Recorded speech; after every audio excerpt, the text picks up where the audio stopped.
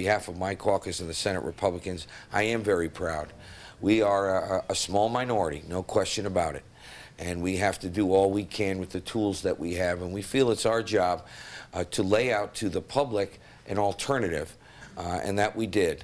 You might not agree with it, but it certainly was an alternative that was true to our philosophy, common sense philosophy, which was smaller government, spending no more than you make, borrowing no more than you could afford to pay back, and having all the government you need, but only the government you need.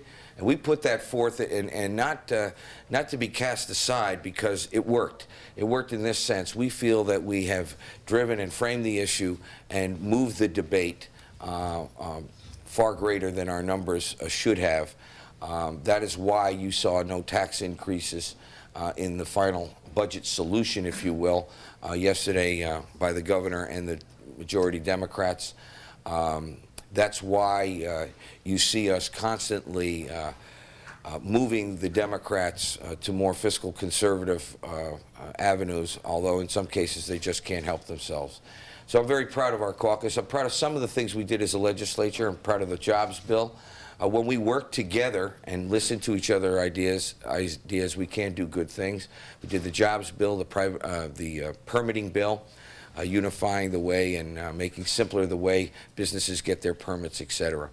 All in all, folks, the two-year session is over, and you have to look at it as a two-year session. Yesterday was a budget adjustment. We adjusted a two-year budget, a budget that unfortunately spelt disaster for the state of Connecticut. I believe that the so-called turnaround is unfortunately just that. I think you saw only, frankly, a few days in April that showed a positive revenue in the area of personal income. Every other revenue indicator is down. I'm not saying that it's going to be down forever, but it's certainly not going to rebound in the next biennium.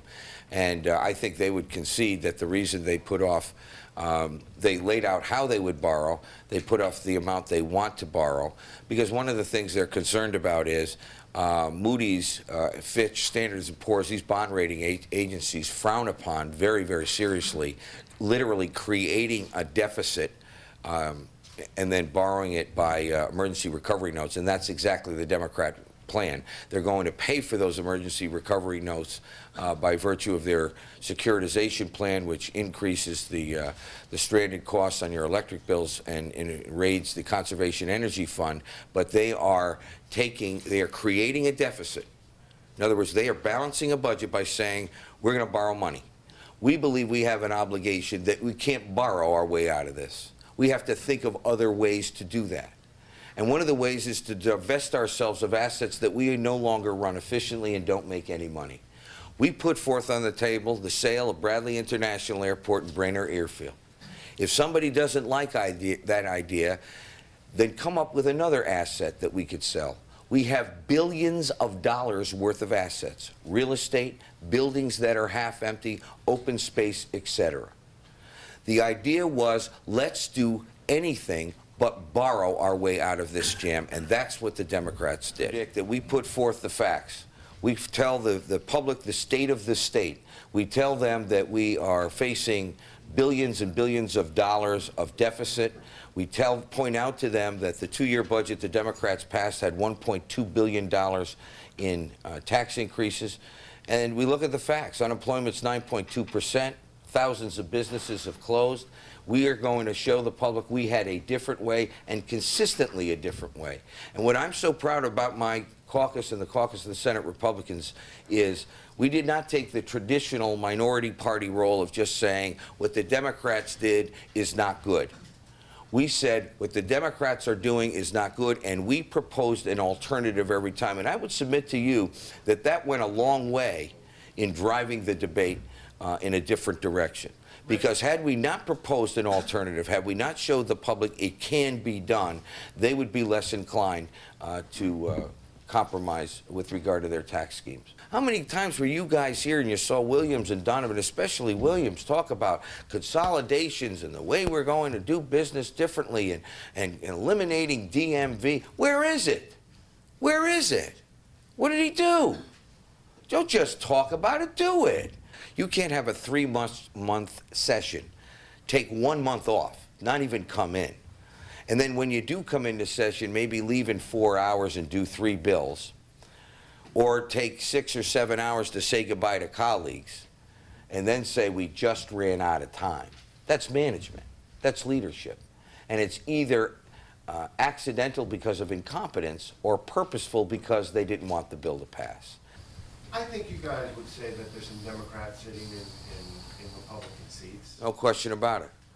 Did you see how they voted yesterday? Well, that was just about to ask you about. We saw some people voting no on the budget that perhaps folks might have expected to vote yes. The new moderates? Moderates, liberals from swing districts. You know, I'm surprised at you, Paul. You usually, whenever I try to give an answer that's thoughtful, you say basically cut to the chase. So now you're asking me the question that way.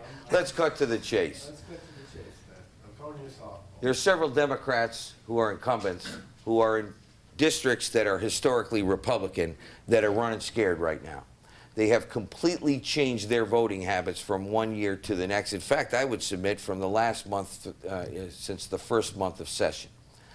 And, you know, when I was a kid, my dad taught me a lesson. He said, if you ever with a guy that keeps telling you how rich he is, he usually ain't rich.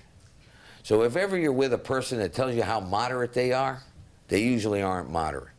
I've heard the word moderate more times in the last 3 weeks from people who aren't moderates than any time in my life. As a moderate, it's frustrating. I'm a moderate, you know, I'm a moderate representing the moderates.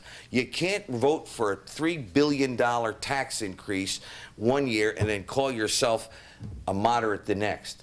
You can't take a walk to the restroom during a vote that might be a little dicey, come back and do the next vote and say, I'm a moderate, I never voted for that bill. You know, I got to tell you something. There's people on the other side of the ideological spectrum that I don't agree with, but I respect them because they are what they are and they're that way consistently. So people aren't stupid. We're going to set out the record. We'll see if someone wants to be a self-proclaimed moderate because they think that's what sells in their district. They better have a record to prove it. And it's going to be pretty tough for some of those people who are now the new moderates. For them, but I'll tell you this, and I can't tell you how many times people in that chamber who are ideologically moderate, at least in their mind, come over to us after a vote. They come right near my desk. Oh, Larry, I was with you on this one. You were right on this one. Couldn't agree with you more on that one. And I look them in the eye and say, then where was your vote? Then vote that way. Just don't talk that way. The other thing that frosts us a lot is when people are at the Chamber of Commerce meeting. That's another one. They do one thing in this bill and they go to the Chamber of Commerce meeting and say, we're for small business. And yet they vote the complete opposite way. They'll vote for things like paid sick days, etc. They say one thing and you do another. Now, to their credit, they've gotten away with it. They have 114 members. It's our job to make sure that doesn't happen again.